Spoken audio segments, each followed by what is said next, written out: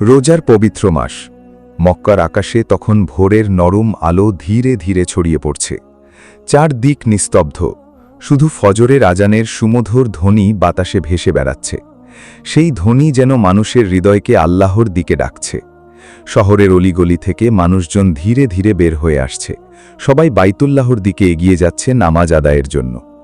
কিন্তু এই ব্যস্ততার মাঝেও শহরের এক কোণে একটি ছোট্ট কাঁচা ঘরে বসে আছেন এক বৃদ্ধ মানুষ, হাজি সালে। বয়স প্রায় ৬০ পেরিয়েছে।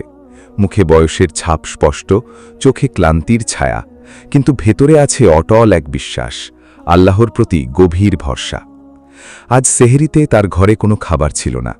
শুধু আজ নয়, টানা কয়েকদিন ধরেই এমন চলছে। আগের রাতটাও কেটেছে না খেয়ে। তারপরেও তিনি রোজা রেখেছেন। দুর্বল শরীর নিয়ে তিনি ধীরে ধীরে উঠে দাঁড়ালেন, নামাজ আদায় করলেন। সিজদায় গিয়ে তার চোখ ভিজে উঠল, কিন্তু ঠোঁটে ছিল কেবল দোয়া, হে আল্লাহ, তুমি তো সব দেখছ, তুমিই যথেষ্ট। নামাজ শেষে তিনি এক কোণে বসে পড়লেন। তার বুকের ভেতরটা হালকা ব্যথা করছিল ক্ষুধায়, কিন্তু সেই কষ্টকে তিনি গুরুত্ব দিলেন না। বরং তার মনে ভেসে উঠল তার স্ত্রী আমেনা আর ২ ছোট মেয়ের মুখ। মেয়েগুলো গতকালও না খেয়ে ঘুমিয়ে পড়েছিল। ছোট মেয়েটি ঘুমানোর আগে মায়ের কাছে বলেছিল, আম্মা, কালকে আমরা কিছু খেতে পাব? এই কথাটা বারবার তার কানে বাজছিল। এমন সময় আমেনা ধীরে ধীরে তার পাশে এসে বসলেন। তার চোখেও ক্লান্তি, কিন্তু কণ্ঠে ছিল ধৈর্য। শুনছ? তিনি নরম গলায় বললেন, আজ ৩ দিন হয়ে গেল আমরা ঠিকমতো কিছু খাইনি। আমরা বড়রা তো সহ্য করতে পারি, কিন্তু বাচ্চাগুলোর দিকে তাকালে মনটা ভেঙে যায়। তুমি আজ বের হও, আল্লাহর নাম নিয়ে। হয়তো আজ কিছু একটা হবে। হাজি সালে কিছুক্ষণ চুপ করে রইলেন। তারপর শান্তভাবে বললেন, আল্লাহ আমাদের পরীক্ষা নিচ্ছেন আমেনা, কিন্তু তিনি আমাদের ভুলে যাননি। আমি যাচ্ছি, ইনশাআল্লাহ আজ কিছু একটা ব্যবস্থা হবেই। সূর্য ওঠার সাথে সাথে তিনি বের হলেন। মক্কার বাজার তখন ধীরে ধীরে জমে উঠছে। কেউ দোকান খুলছে, কেউ মালপত্র সাজাচ্ছে, কেউ ক্রেতার অপেক্ষায় বসে আছে। হাজি সালে এক দোকান থেকে আরেক দোকানে গিয়ে কাজের খোঁজ করতে লাগলেন। কোনো কাজ আছে? তিনি বিনয়ের সাথে জিজ্ঞাসা করেন। কেউ মাথা নেড়ে না বলে, কেউ বলে আজ প্রয়োজন নেই, কেউ আবার তার দিকে ঠিকমতো তাকায়ও না। সময় গড়াতে লাগল। সূর্যের তাপ বাড়তে লাগল। মাটির উত্তাপ পা দিয়ে শরীরে ছড়িয়ে পড়ছে। তার গলা শুকিয়ে যাচ্ছে, শরীর দুর্বল হয়ে আসছে। তবুও তিনি হাল ছাড়লেন না। তিনি জানেন, চেষ্টা করা তার দায়িত্ব, ফল দেওয়া আল্লাহর কাজ। দুপুরের দিকে এসে তার আর শক্তি রইল না। তিনি বাজার থেকে বের হয়ে নির্জন এক পথ ধরে হাঁটতে লাগলেন। চারদিক নীরবতা, কোথাও কোনো মানুষের চিহ্ন নেই, শুধু গরম হাওয়া আর শুকনো মাটির গন্ধ। একসময় তিনি আর হাঁটতে পারলেন না। মাটিতে বসে পড়লেন, মাথা নিচু করে ভাবতে লাগলেন, আজও কি খালি হাতে ফিরতে হবে? আমার মেয়েদের কি বলবো? চিন্তার ভেতরেই অজান্তে তিনি হাত দিয়ে মাটি খুঁড়তে লাগলেন। হঠাৎ তার আঙুলে কিছু একটা লাগল। মনে হলো মাটির নিচে যেন কিছু আছে। কৌতূহল নিয়ে তিনি আরও একটু খুঁড়লেন। অল্প সময়ের মধ্যেই বের হয়ে এলো একটি কাপড়ের থলে। ধুলো ঝেড়ে তিনি থলেটা খুললেন। আর তারপর যা দেখলেন তা দেখে তিনি স্থির হয়ে গেলেন। থলেটা ভর্তি সোনার মুদ্রা।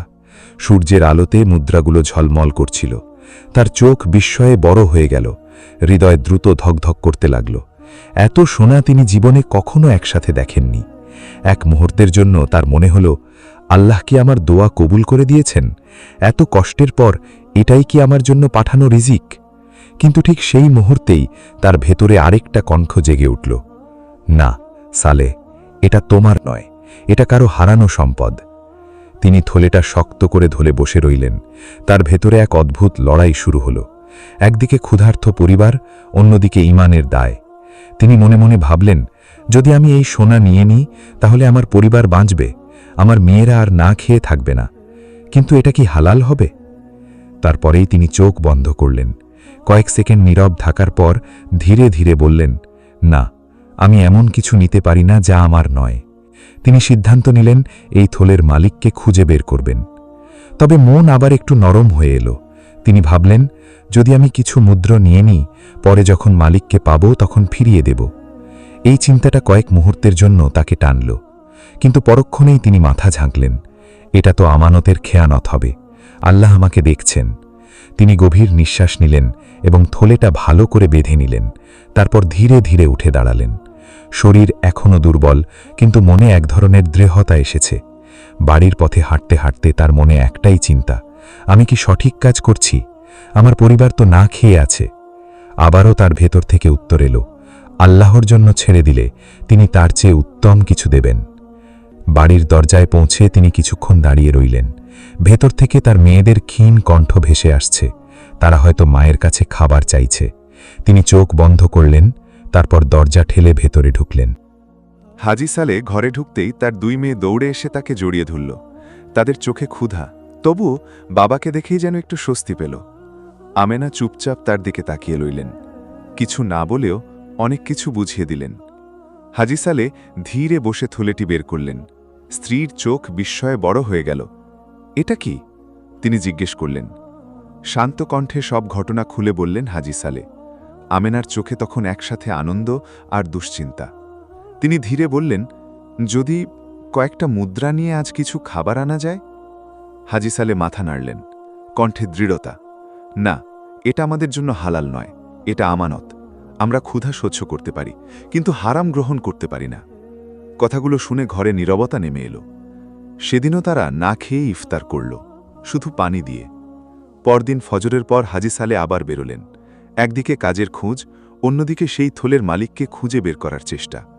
মসজিদুল হারামে গিয়ে তিনি শুনলেন এক যুবক কণ্ঠ উঁচু করে ঘোষণা দিচ্ছে, আমার সোনার মুদ্রার থলে হারিয়ে গেছে, যার কাছে আছে সে যেন ফিরিয়ে দেয়, আল্লাহ তাকে উত্তম প্রতিদান দেবেন। হাজি সালে বুঝলেন এই থলেটির মালিক এই। তিনি কাছে গিয়ে বললেন, তুমি কিছু পুরস্কার ঘোষণা করো, তাহলে হয়তো কেউ উৎসাহ পাবে। যুবকটি মাথা নাড়ল, না, আমি কাউকে দুনিয়ার লোভ দেখাতে চাই না। যে ফেরত দেবে সে আল্লাহর জন্যই দেবে। এই কথা শুনে হাজি সালের হৃদয় কেঁপে উঠল। তিনি আর দেরি করলেন না, যুবকটিকে সঙ্গে নিয়ে নিজের বাড়িতে এলেন। ঘরে ঢুকে থলেটি বের করে তার হাতে দিলেন। গুনে দেখো, তিনি বললেন। যুবকটি মুদ্রা গুনল, একটিও কম নয়। তার চোখে বিস্ময় আর কৃতজ্ঞতা ভরে গেল। সে কিছু না বলেই থলেটি নিয়ে চলে গেল। হাজি সালে চুপচাপ বসে রইলেন। আমেনা তার দিকে তাকালেন, কিন্তু এবার কিছু বললেন না। কিছুক্ষণ পর দরজায় কড়া নাড়ার শব্দ হল। দরজা খুলতেই সেই যুবক আবার ফিরে এসেছে। সে ভেতরে এসে বলল, আমার বাবা মৃত্যুর আগে আমাকে বলেছিলেন এই 1000 সোনার মুদ্রা এমন একজন মানুষের হাতে তুলে দিতে যে গরিব হলেও আল্লাহকে সবচেয়ে বেশি ভয় করে এবং তার ওপর পূর্ণ ভরসা রাখে। সে একটু থেমে হাসল। আমি অনেক খুঁজেছি, কিন্তু আজ আপনাকেই সেই মানুষ হিসেবে পেলাম। এই বলে সে আবার থলেটি হাজি সালের হাতে তুলে দিল। হাজি সালের চোখ ভিজে উঠল। তিনি সাথে সাথে সিজদায় লুটিয়ে পড়লেন। হে আল্লাহ, তুমি সত্যিই সর্বশ্রেষ্ঠ রিজিকদাতা। সেদিন তাদের ঘরে অনেক দিন পর খাবার রান্না হলো। সবাই একসাথে ইফতার করল, কিন্তু এবার শুধু নিজেদের জন্য নয়। ইফতারের পর হাজি সালে সেই মুদ্রা থেকে কিছু নিয়ে বেরোলেন। আশেপাশের গরিব মানুষদের খুঁজে বের করলেন, যারা তার মতোই না খেয়ে রোজা রেখেছে। কারণ তিনি বুঝে গিয়েছিলেন যে আল্লাহর ওপর ভরসা রাখে, আল্লাহ কখনো তাকে নিরাশ করেন না।